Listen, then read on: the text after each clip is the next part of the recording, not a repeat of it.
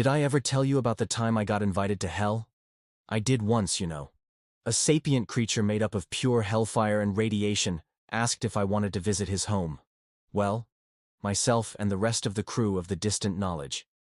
Let me see if I can make you understand how problematic this would have been for us. This was a world where molten dihydrogen monoxide fell from the sky and pooled ocean-like over most of the surface of the land, and there was an atmosphere made up mainly of oxygen-2 and nitrogen-2 so hot that it had been boiled into vapor. Yes, vapor. I am not making this up. Their planet is so close to their star that their life arose from carbon compounds, if you can believe it. Worse, they inhale the vaporized oxygen-2 and nitrogen-2 as a part of their life cycle. It turns my tentacles limp just thinking about it. I personally had trouble with the notion until I learned that their resting temperature is so high that they can melt dihydrogen monoxide at a touch, and in fact choose to ingest it on a regular occasion. It makes up the majority of their circulatory fluids. They do not consider it a mineral so much as a transitory material, more usually seen in its molten state. So if they breathe rock vapor and casually bathe, yes, bathe in molten lava, what, you might ask, do they actually build things out of? The answer to that scared two of our scientists so badly that they went puce for 3 whole cycles. You see, these hell creatures are able to easily work materials that are so far down at the bottom of our periodic table that it's just not worth even trying. They can create and utilize compounds containing iron and even titanium. I swear upon my progenitors, I am not making this up. I don't even want to think about the temperatures involved. Worse, their table also includes the forbidden materials, more of them than we'd ever expected to understand. They are able to handle these materials without exploding.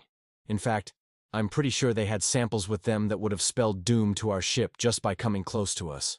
So, where did we meet these horror creatures, and how did we get out alive? I'm glad you asked. I was the second assistant astrogation observer on the distant knowledge, investigating a yellow star system. The ferocious radiations of the horrifically active primary threatened to melt our hull and disrupt our systems even from hundreds of millions of Sakar away.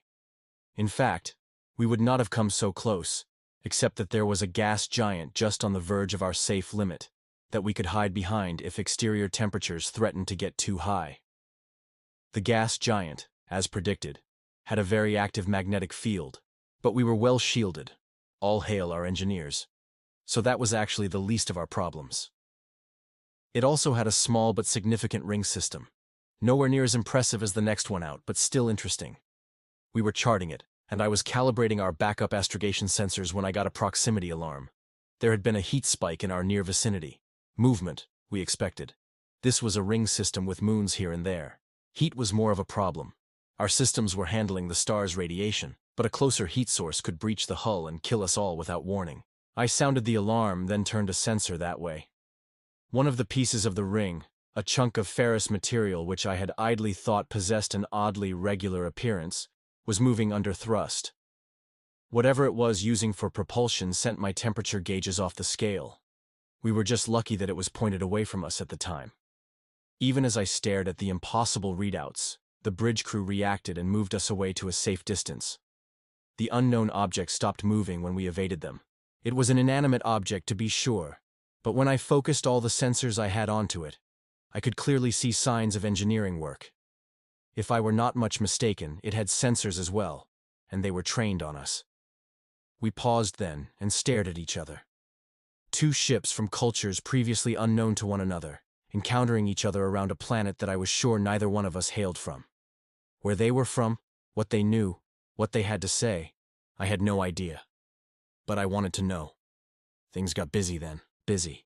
The scientists commandeered the sensors, searching every inch of the iron rock, as someone dubbed it, for any clue of its origins or intentions.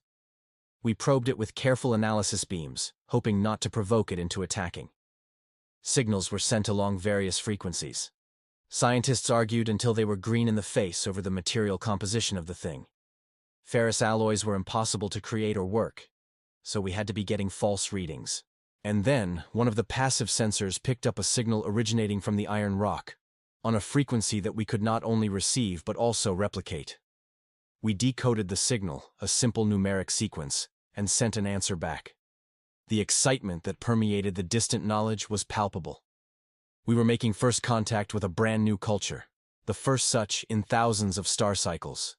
Information began to flow back and forth, in a stream that deepened and widened with each new understanding. I was pressed into service, receiving the messages and passing them on, then recoding them to send back. And then we got images, aligning them with a true color image of the gas giant, nicknamed Red Spot for a giant cloud formation, gave us a picture of what these people looked like.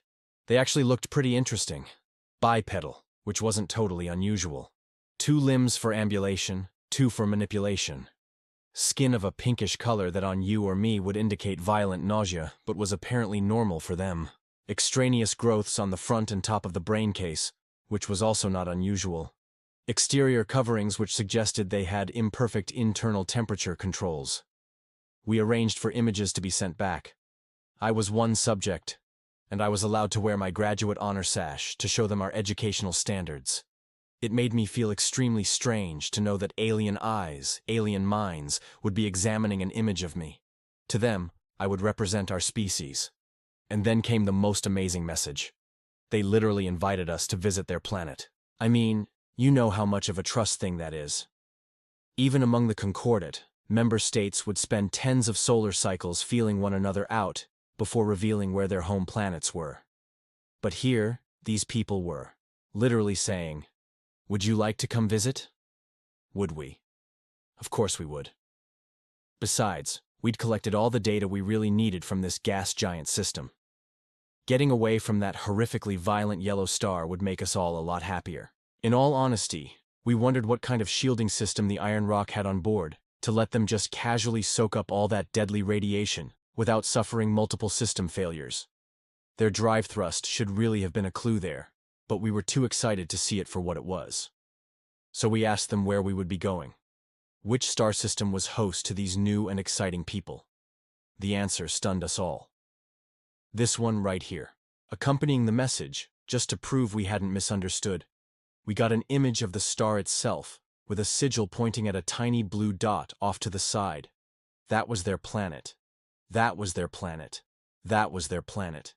As far as we were from the system's primary, that planet, we feverishly calculated, had to be at least 80% closer.